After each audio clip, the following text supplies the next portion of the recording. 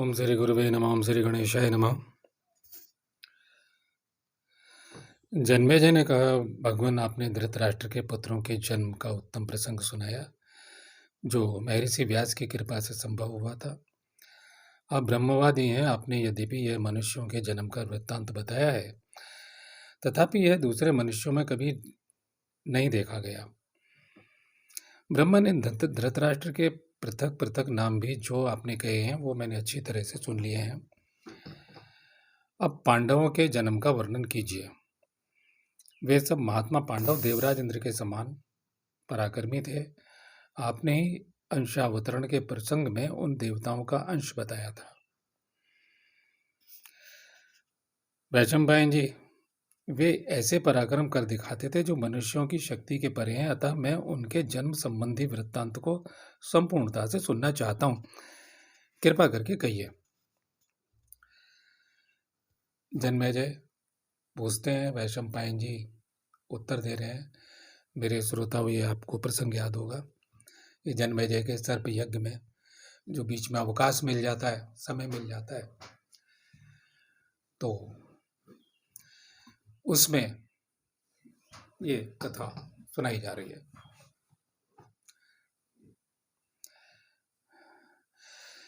वैशंपायन जी बोले, जन्मेजय, एक समय राजा पांडु मृगों और सर्पों से सेवित विशाल वन में विहार कर रहे थे।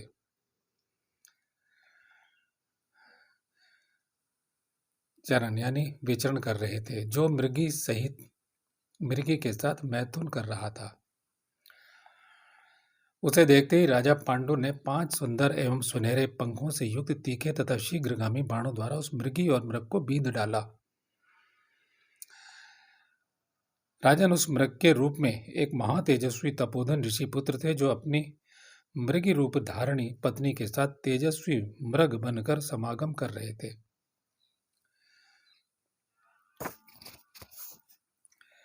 समागम अर्थात संभोग कर रहे थे। वे उस मृगी से सटे हुए ही मनुष्यों की सी बोली में बोले। मनुष्यों की बोली में बोलते हुए क्षण भर में पृथ्वी पर गिर पड़े। उनकी इंद्रियां व्याकुल हो गईं और वे विलाप करने लगे।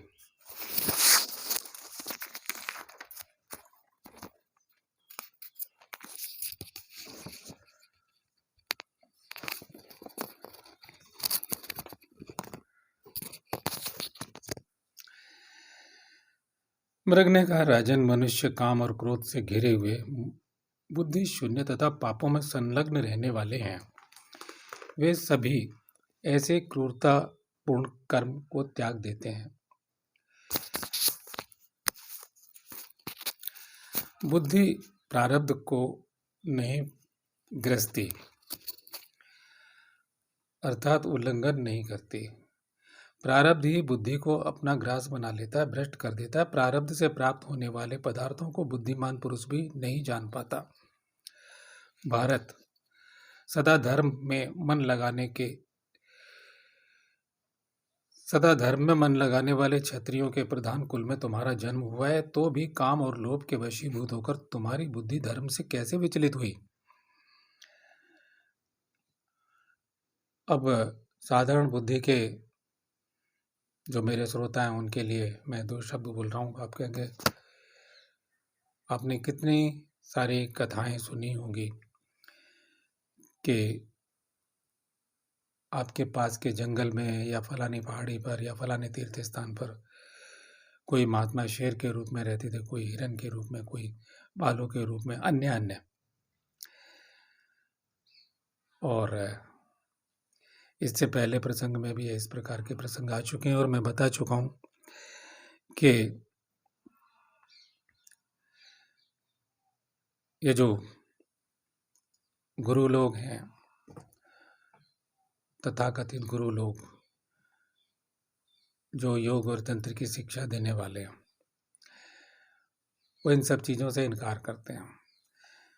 लेकिन पतंजलि के मात्र 100 छोटे छोटे वाक्य हैं, उनमें जो शक्तियाँ हैं वो वर्णन है। और अष्टसिद्धियों से पहले ही इस प्रकार का रूप बदलने की शक्ति के बहुत सारे प्रयोग हैं। तो अब यह संदेह त्याग करके और इस प्रसंग को यूं ही मैं आगे बढ़ाता हूँ। इस तरह के अनेक प्रसंग मैं पहले बता चुका हूँ कि ये सब कैसे संभव है।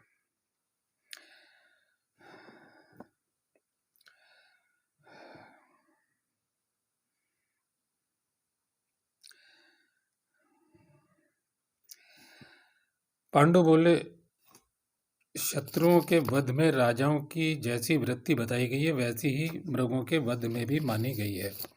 अतः मृग, तुम्हें मोहवश मेरी निंदा नहीं करनी चाहिए।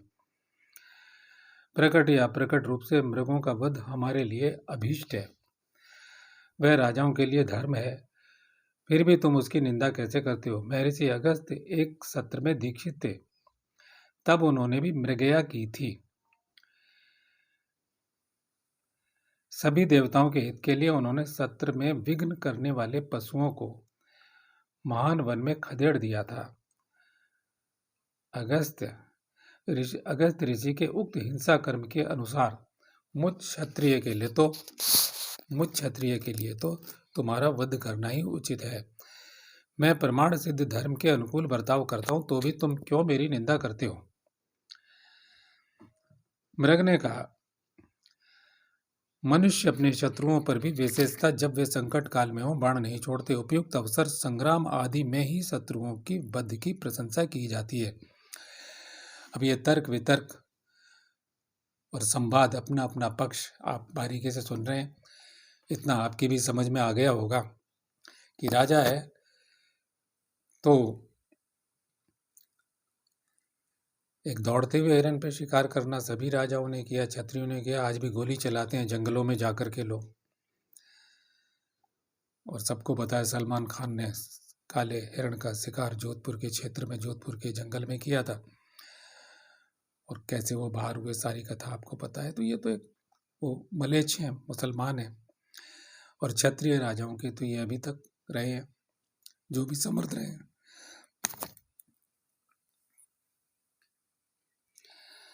आगे कहते हैं, पांडु बोले, मृग राजा लोग नाना प्रकार के तीक्ष्ण उपायों द्वारा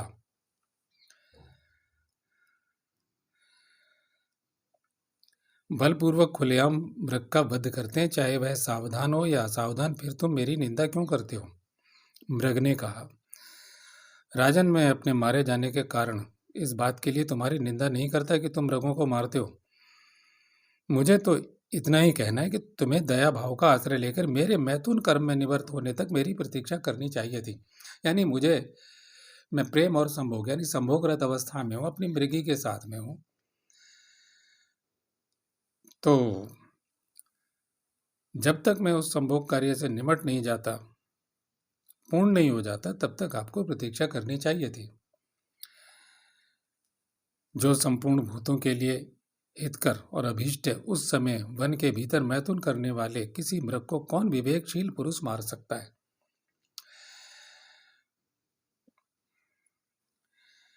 शायद इतना मेरे श्रोताओं आपकी भी समझ में आ रहा होगा राजा पांडु का तर्क और मृग रूपधारी जो मुनि हैं उनका उत्तर।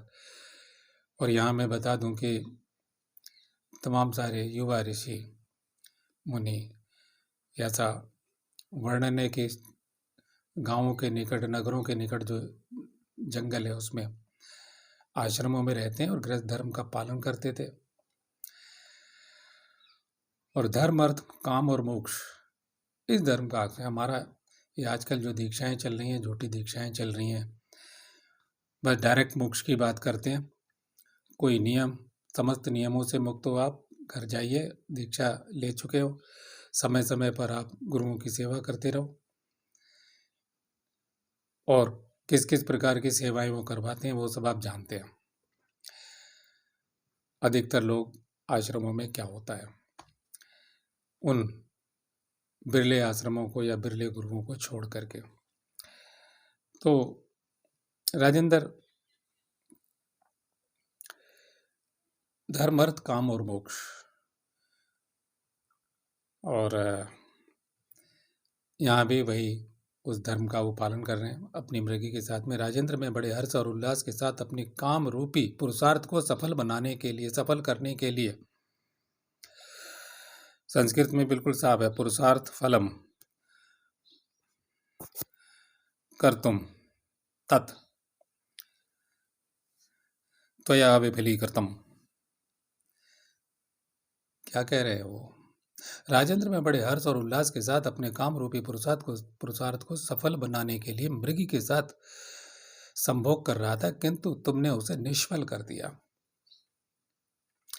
महाराज, क्लेश रहित कर्म करने वाले कुरुवंशियों के कुल में जन्म लेकर तुमने जो यह कार्य किया है, तुम्हारे अनुरूप नहीं है।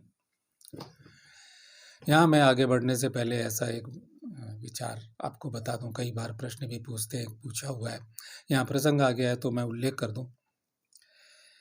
बहुत सारे लोगों ने मुझसे पूछा है कि स्त्री भैरव पुरुष से साधना कर रही है और पुरुष स्त्री के माध्यम से भैरवी साधना कर रहा है। भैरवी अर्थात अनंत ब्रह्मांड की भैरवी शक्ति, भैरवी के रूप में विद्यमान जो शक्ति है, जो हमारे प्राणों में चैतन्य शक्ति है, संपूर्ण भूत प्राणियों में स्थित अनंत ब्रह्मांड की जो भैरवी शक्ति है, वो स्त्री के माध्यम से जो साधना में रत है, ऐसी अवस्था में यदि प्राणों को त्याग दे, प्राणांत हो जाए, तो क्या होता है, क्या क्या गति होती है। मेरे प्रिय श्रोताओं, युगल रथ हैं दोनों, एक दूसरे से जुड़े हुए हैं, काम रत है, क्योंकि शरीर दो हैं और प्राणस चेतना यदि ऊर्गमित है, किसी केंद्र पर, या ये कहूँ को केंद्र पर नहीं, केंद्र से ऊर्ग हो चुकी है, तत्व में स्थित हो गई है, केंद्र के माध्यम से तत्व में स्थित हो गई है। जैसे गीता में भगवान अपान को और प्राण में स्थिति करने की बात करते हैं, हवन करने की बात करते हैं, भ्रकुटियों के मध्य अपान को स्थित करने की बात करते हैं। तो वह प्राणांत भी अध्यात्म की उच्च अवस्था में और दिव्य गति को देने वाला होगा। आपने पढ़ा होगा गीता में कि वह उन लोकों में न जाकर वहां किस अवस्था में रहता है, कहाँ रहता है, उस दिव्य धाम में। उसके बाद यदि वह साधना अधूरी रह जाती है, अभी संपूर्ण चेतना में स्थित निवानंत ब्रह्मांडीय शक्ति में, ईश्वरत्व में पूर्णता की उसकी साधना नहीं हुई है, तो उत्तम श्री मानव के यहाँ जन्म लेता है और पुनः पहले से भी आगे बढ़ता है। उसे वैसे गुरु की प्राप्ति, वैसे मार्ग की प्राप्ति, वैसे संसाधनों की प्राप्ति होती है और वह समस्त कर्म फलों का उल्लंघन करके ब्रह्म को प्राप्त होता है, परम गति को प्राप्त होता है, सर्वोच्च गति को प्राप्त होता है। वह गति ऐसी नहीं जो बुद्ध, महावीर, कबीर या अन्य वाली, जिसको ऋषि मुनि कहते हैं। क्योंकि गीता के विरुद्ध सारे जितने ये बाद वाले लोग हैं, जिन्हें संत महात्मा कहते हैं, अधिकतर वो सब विरुद्ध ही खड़े होते हैं, उस प्राचीन धर्म को नहीं मानते हैं। मैं कृष्ण की बात कर रहा हूँ, पतंजलि की बात कर रहा हूँ। तो ये जो बाद में सर्वोच्च सब धर्मों का निचोड़ निकाल के दिया गया और परीक्षण किया गया है कि क्या हमें वह तत्व उपलब्ध हुआ है, वह शक्ति उपलब्ध हुई है, हम उसमें प्रवेश कर गए या नहीं। सीधी बात, कामना रहित है आदमी, क्योंकि ऐसी अवस्था में क्या कामना करेगा, जहाँ से उसकी उत्पत्ति भी है, दोनों एक दूसरे में समाहित है और प्राण तत्व है। हाँ, और अगर साधारण भोग कर रहा है कोई, वो मन की शक्ति से, दूसरी शक्ति से वहाँ स्थित हो गया है, और वो साधारण हो सकता है क्योंकि ऋषियों ने एक बार ब्रह्मचर्य खंडित करके संतानोत्पत्ति भी की हुई है। और यदि ऐसा कुछ कर रहा है तो फिर एक तीसरा जन्म, एक तीसरा गर्भ, कि ऋषियों के बेटे एक ऋषि उत्पन्न हो गया, कि जैसे महर्षि पिप्पलाद हुए दधीचि के पुत्र, एक उसके बाद वो साधना में रत हो गए, सर्वोच्च गति को उपलब्ध हुए। तो इस तरह से हमारी ये प्राचीन परंपरा है। तब वो आगे पुनर्जन्म को प्राप्त होगा, ये स्थिति है। मुझे लगता है जिन्होंने मुझसे पूर्व समय में प्रश्न पूछे, यहाँ इस प्रसंग के अंतर्गत उनका समाधान हो गया होगा। और आगे बढ़ते हैं। भारत अत्यंत कठोरतापूर्वक कर्म संपूर्ण लोकों में निंदित है। वह स्वर्ग और यश को हानि पहुंचाने वाला है। इसके सिवा वह महान पाप कृत्य देवतुल्य। महाराज, तुम स्त्री भोगों के विशेषज्ञ हो तथा शास्त्रीय कर्म एवं अर्थ तत्वों को जानने वाले हो। तुम धर्म को भी जानते हो, अर्थ के तत्वों को जानने वाले हो, यानी धन की आवश्यकता क्यों पड़ती है। तुम स्त्री भोगों की विशेषज्ञ भी हो, यानी धर्म अर्थ काम हो गए। नरकप्रद पाप कार्य नहीं करना चाहिए था। नरश्रेष्ठ, मैं तो फल मूल का आहार करने वाला एक मुनि हूँ और मृग का रूप धारण करके शम दम के पालन में तत्पर। शम और दम का अर्थ मैं बता गया, मुनि लोग पालन करते हैं, हम लोग भी पालन करते हैं शम और दम का। जो अध्यात्म के रास्ते पर चल रहे हैं उनकी बात मैं कर रहा हूँ। इसका कई बार अर्थ मैं बता चुका हूँ। सदा जंगलों में ही निवास करता हूँ। मुझ निरपराध को मारकर यहाँ तुमने क्या लाभ उठाया। तुमने मेरी हत्या की है, इसलिए बदले में मैं भी तुम्हें शाप देता हूँ। आप देखिए, जो प्रश्नोत्तर हैं वो कितने सजीव हैं। ऐसा लगता है कि आज की घटना है, अभी की घटना है। तुमने संभोग मैथुन धर्म में आसक्त 2 स्त्री पुरुषों को निष्ठुरतापूर्वक वध किया है। अब 2 आदमी मारे जा रहे हैं। तुमने मैथुन कर्म में आसक्त 2 स्त्री पुरुषों को निष्ठुरतापूर्वक वध किया है। तुम, दोबारा पढ़ता हूं, तुमने मैथुन धर्म के में आसक्त हैं वो एक दूसरे में, और 2 स्त्री पुरुषों का निष्ठुरतापूर्वक वध किया है। तुम अजितेंद्रिय एवं काम से मोहित हो, अतः इस प्रकार मैथुन में आसक्त होने पर जीवन का अंत करने वाली मृत्यु निश्चय ही तुम पर आक्रमण करेगी। मेरा नाम किंदम है, ये किंदम ऋषि बोल रहे हैं। मैं तपस्या में संलग्न रहने वाला मुनि हूं, अतः मनुष्यों में मानव शरीर से यह काम करने में मुझे लज्जा का अनुभव हो रहा था। वो अपने असली रूप में वो शर्म महसूस करते थे, इसलिए मृग बनकर अपनी मृगी के साथ मैथुन कर रहा था। मैं प्रायः इसी रूप में मृगों के साथ घने वन में विचरता हूँ। तुम्हें मुझे मारने से ब्रह्म हत्या तो नहीं लगेगी, क्योंकि अब रूप बदल दिया, मृग का रूप धारण किया, नहीं ब्रह्म हत्या सबसे बड़ी कही गई है। ब्रह्म हत्या का दोष मिटता नहीं है, भोगना ही पड़ता है। ये हमारा शास्त्र है। कई जगह ब्रह्म हत्या निवारण के लिए उपाय पूछा गया है और ऋषियों ने वो उपाय भी बताए हैं। वो अलग प्रसंग आएगा कभी। तो मैं प्रायः इसी रूप में मृगों के साथ घने वन में विचरता रहता हूँ। तुम्हें मुझे मारने से ब्रह्म हत्या तो नहीं लगेगी, क्योंकि तुम इस बात को नहीं जानते थे कि यह एक मुनि है, यानी मैं एक मुनि हूँ।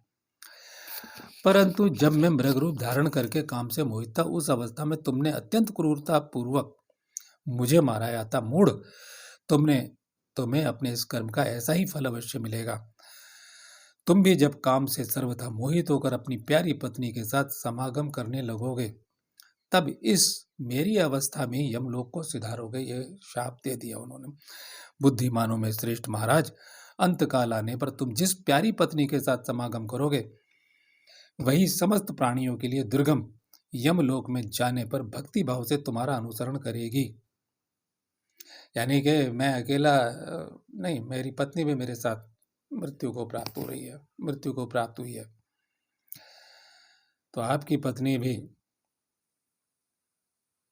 आपके साथ जाएगी। जब 2 लोग मरते हैं तो एक के प्राण पहले निकलते हैं, एक के देर निकलते हैं। बहुत कम होता है एक साथ दोनों के प्राण निकल जाएं।